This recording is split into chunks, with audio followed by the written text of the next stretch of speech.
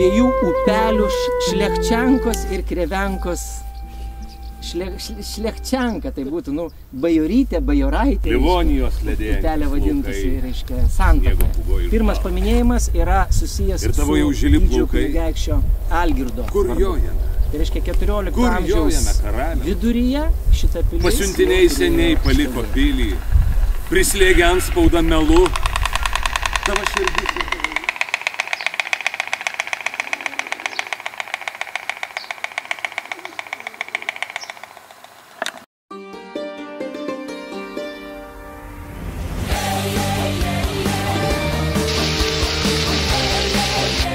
С востока на запад, с севера на юг. Кого тут только нет. И немцы были, и поляки были, и все были.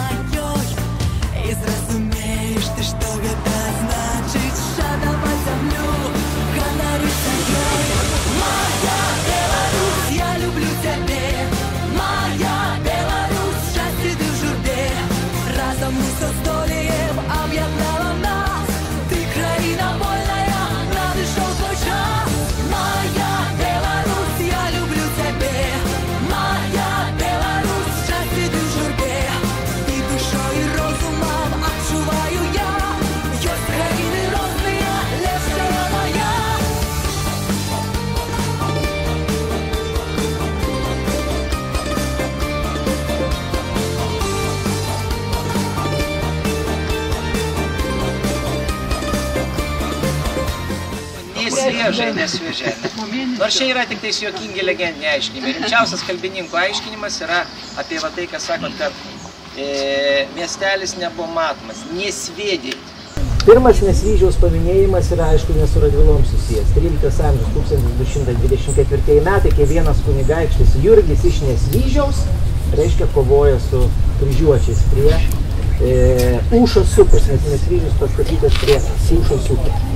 O jau į Radvilų giminės istoriją atėjo 16 amžiaus viduryje, per visokius vedybinius santykius Radvilos įsigijo ir 1547 metais, daugelis žino tą garsią datą, Radvilos gauna kunigaikščių titulą, viena šaka gauna Biržų Dubingių, o iš Mikalojaus Radvilos juodojo prasidėjusi šaka. Mikalojus Radvila Juodasis, mūsų legendinė, spūdinga asmenybė, jinai gimė čia Nesvyžiuje.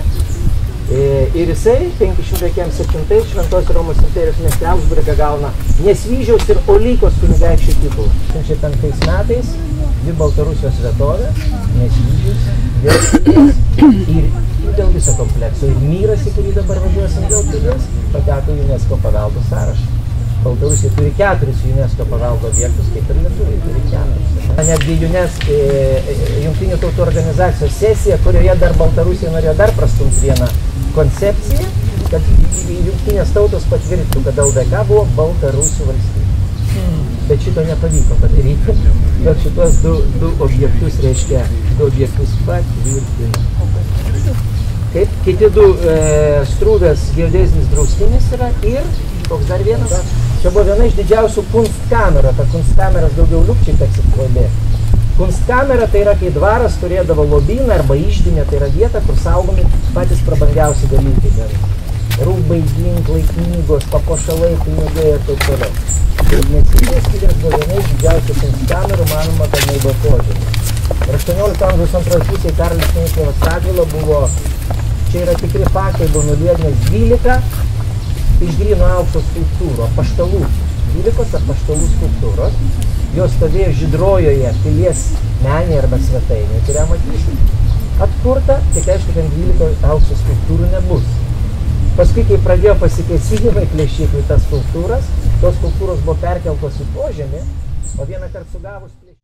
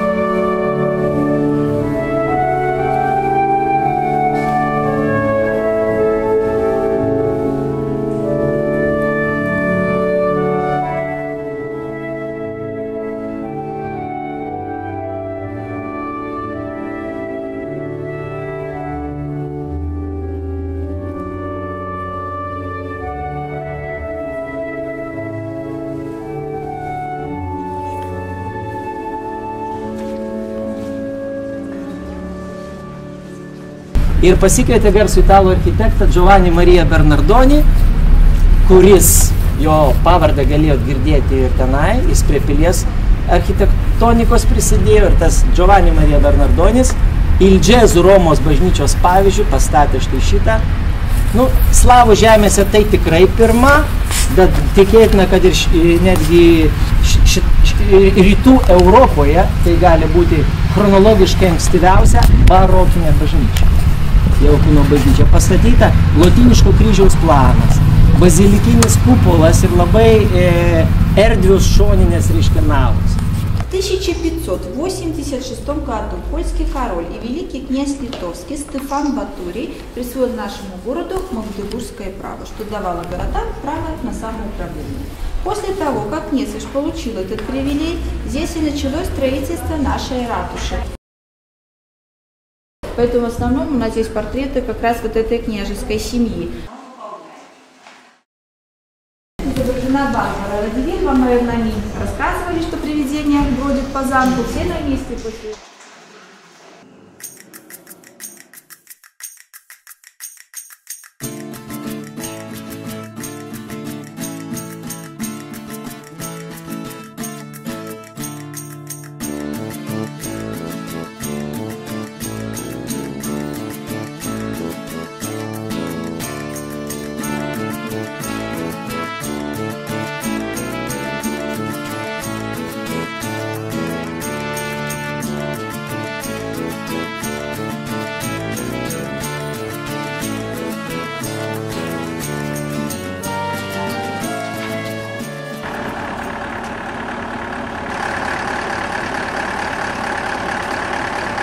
Pirmą kartą istoriniuose šaltiniuose paminėta šita vietovė 1401 metais kaip kryžiuočių kelių aprašymuose kaip vienas iš šio žygio objektų.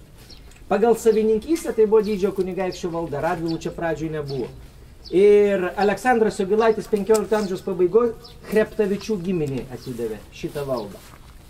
Paskui Goštautai trumpai turėjo šitą. Iš visų pilių, kurias mes apvažiavom, tai Naugardukas ir Lyda, iki kurios dar nuvažiuosim, daugiausiai ir patyrė ordino antpolių, kryžiuočių ir Krymo totorių antpolių.